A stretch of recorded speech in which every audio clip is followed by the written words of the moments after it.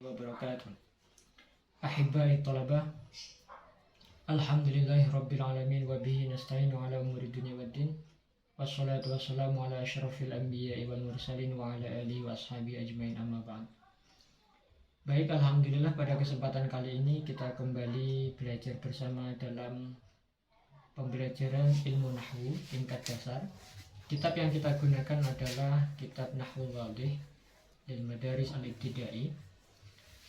Pada kesempatan kali ini kita melanjutkan pelajaran kemarin. Materi pertama dalam judul Al-Jumlah Al-Mufidah sudah kita terangkan di pertemuan sebelumnya. Kali ini kita akan membahas tentang Ajza'ul Jumlah. Sebelum kita memulai belajar, mari kita berdoa semoga kita diberi ilmu yang manfaat, yang barokah. Juga kita kirimkan hadiah Fatihah untuk pengarang dari kitab Nahwul Wadih ini, semoga diberi kelimpahan keberkahan ilmunya. Ibtighaan li mardhatillah wa li syafaati Rasulillah wa ila hadrati jami'i muallimina wa madarisina wa li barakati ulumina wa nif'aha naqra'u al-Furqan al-Fatihah.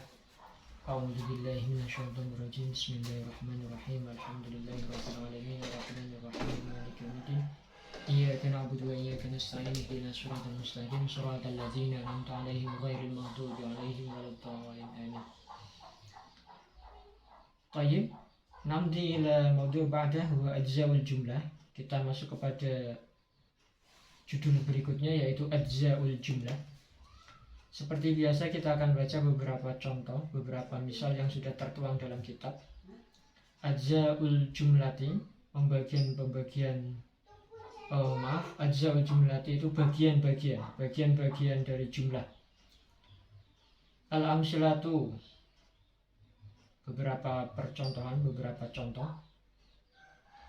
Rakiba Ibrahimu al-hisana, yuda'ibu Ismailu al-qibta, yahsudu al-fallahu al-qamha, ta'kulu syatu fulan wa sya'iran, sami'tu nasihata, yasta'un nuru fil hujrati, tajri safinatu 'alal ma'i, hal tuhibbu as-safara. Itu beberapa contoh dalam kitab yang sudah tercantum. Apabila kita memperhatikan dari permisalan yang pertama sampai dengan yang 8, kita akan melihat jumlah-jumlah yang tersusun dengan bagian-bagiannya, dengan pembentuk-pembentuknya. Al-bahsu, adapun pembahasannya, arafna fi ma madha anal jumlatal mufidata tatarakabu min ajza'in hiya al-kalimatu.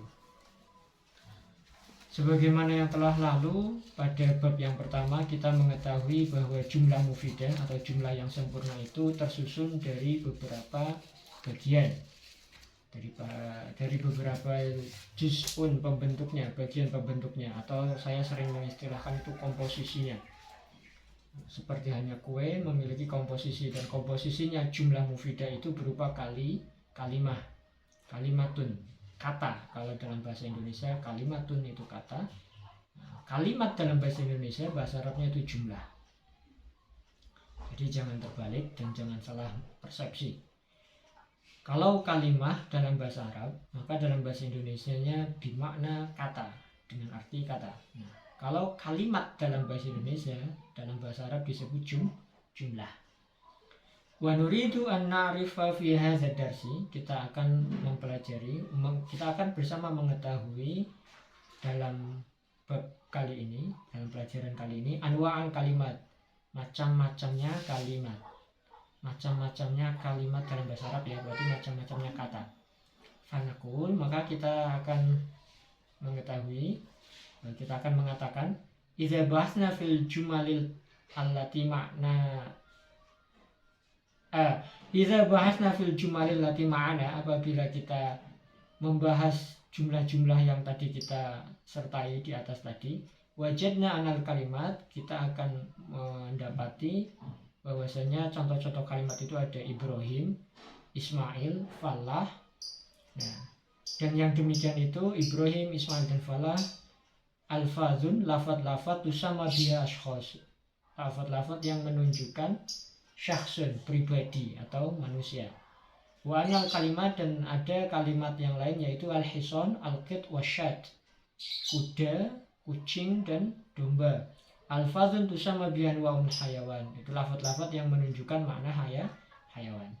Wa anal qamha wal fula wasya'ira, nah, ini alfazun tusama bihan waun minan nabat, ini lafat-lafat yang menunjukkan tumbuh-tumbuhan, kacang dan lain-lainnya. Wa anal hujrata wasafina wal ma alfazun tusama bihan waun minal jamad, itu menunjukkan lafat-lafat jamad, benda-benda konkret, benda-benda mati ya. Wa anan nasihata wa nura wa safara wa alfatu sama bi anwa'un ukhra minal ma'ani, itu lafaz-lafaz yang menunjukkan makna yang lainnya daripada benda-benda abstrak ya. Walidzalika tusamma kullu kalimatin, maka dengan demikian dinamakan setiap kalimat min hadzal kalimat, dari banyaknya kalimat tadi yang kita sebutkan, sebagai asma. Wa kadzalika kullu kalimatin yusamma bi insanun aw hayawanun aw nabatun aw jamadun aw ayyi syai'in akhar. Demikian pula dengan kalimat-kalimat yang menunjukkan makna manusia, hayawan, nabat, tumbuh-tumbuhan, jamad, benda-benda baik itu konkret maupun abstrak, disebut sebagai isim atau asma jamaknya. Ismun mufradnya, jamaknya itu asma. Paham ya? Jadi benda-benda dari jumlah yang memiliki makna benda-benda, baik itu manusia, hewan, ataupun tumbuh-tumbuhan, ataupun benda-benda mati dan abstrak ataupun konkret, itu disebut semuanya isim atau asma. Singkat kata, isim itu adalah kata benda. Semua kata yang menunjukkan kata benda, baik itu konkret ataupun abstrak, baik itu nampak ataupun tidak, baik itu bergerak ataupun mati, semua benda maka disebut isim, asma. Taib, na'udhu lil jumal, kita kembali kepada jumlah. Na'udhu lil jumali maratan saniyah, kita kembali kepada jumlah. Fanajidu anna kulla kalimatin minal kalimat, maka kita mendapati bahwa setiap kalimat dari kalimat raqiba, yuda'ibu, wa yahsudu, wa ta'kulu, tadullu ala husuli fi'lin fi zamanin khasin. Lafaz-lafaz seperti raqiba, yuda'ibu, yahsudu, dan ta'kulu ini menunjukkan perbuatan pekerjaan pada zaman tertentu. Falafzu raqiba masalan, sebagaimana contohnya raqiba, ya dulu ala rukub, menunjukkan makna fi zamanil madi, makna rukub fi zamanil madi, menunjukkan makna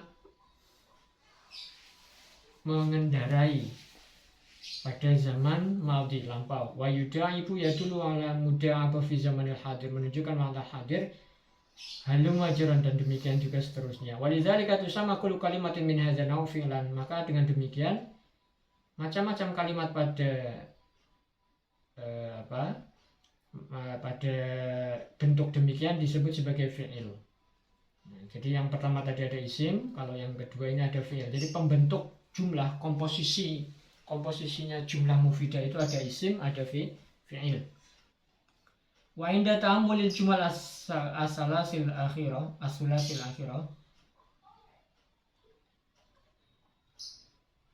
ketika kita ngangen-ngangen, ketika kita memperhatikan ya as-salasil akhirah, kita mendapati 3 jumlah yang terakhir itu najidu anal kalimat fi ala hal dan idza nataqa bi kulli minha wahdahu lam yufham.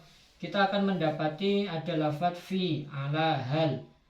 Nah, idza nutiqa, ketika fi ala dan hal ini diucapkan bi kulli minha wahdahu, sendirinya tanpa digabungkan atau disandarkan kepada yang lain, lam yufham, itu tidak dipahami. Tidak dipahami makna sempurnanya. Wa idza nutiqa bi kulli minha fi jumlatin, akan tetapi apabila kemudian dimasukkan kepada jumlah, zahara ma'nahu kamilan, itu akan menunjukkan makna sempurna. Wa tusamma kullu kalimatin min hadzal kalimat as-salasi harfan, wa kadzalika kullu kalimat allati min hadzal naw. Maka 3 huruf ini, 3 lafaz ini kita sebut sebagai huruf. Demikian juga kalimat-kalimat yang semisal dengannya.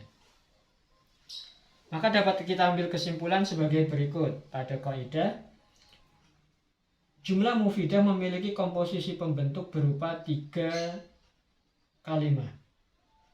Yang pertama,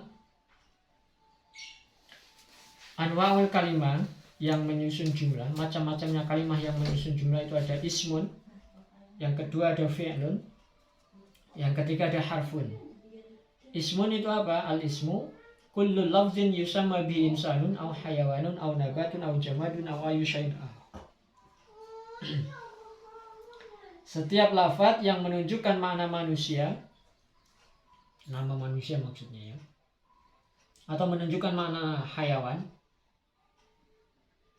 atau nabat, tumbuh-tumbuhan, atau jamad, atau perbendaan, baik konkret maupun abstrak ya, au ayu syai'in akhar, atau lain-lainnya yang menunjukkan kata benda, kata sifat, itu semuanya adalah isim. Sementara fi'il yang kedua, pembentuknya, komposisinya dari jumlah adalah fi'lun, al-fi'lu. Fi'il ini nantinya akan banyak pembagiannya. Nah, pada kali ini kita terangkan dulu seperti globalnya fi'il. Fi'il itu apa? Fi'il itu setiap lafaz yang menunjukkan pekerjaan.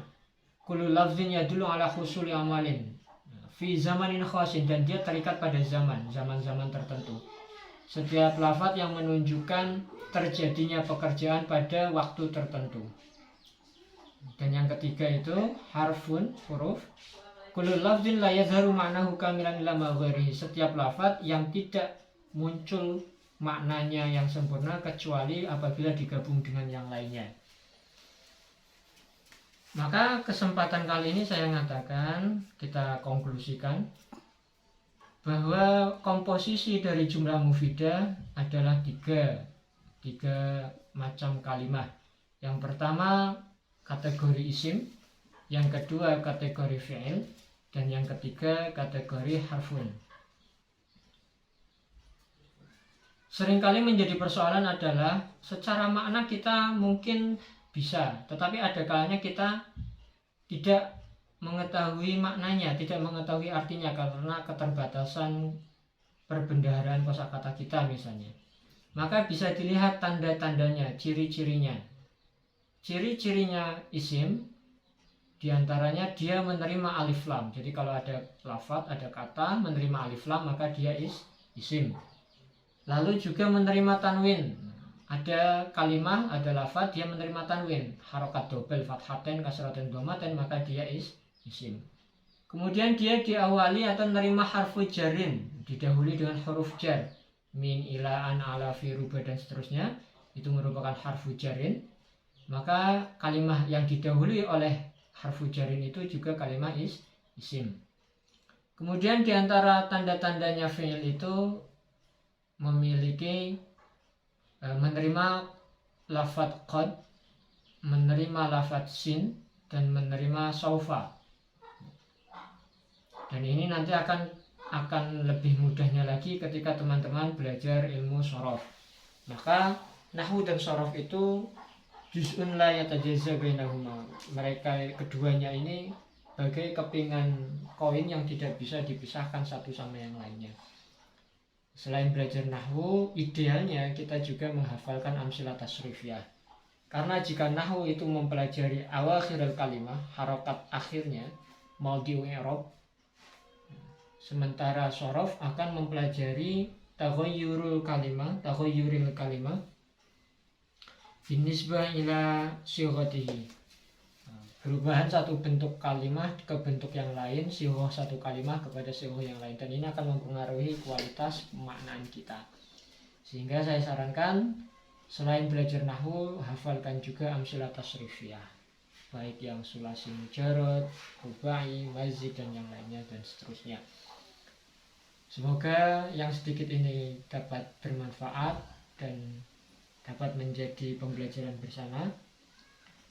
Nakhtatim bilhamdalillah, alhamdulillahirabbil alamin. Sebelum saya akhiri, silahkan latihan untuk tamrin yang pertama, membedakan mana isim, mana fi'il, dan mana huruf. Aku lu qauli hadza astaghfirukum wassalamualaikum warahmatullahi wabarakatuh.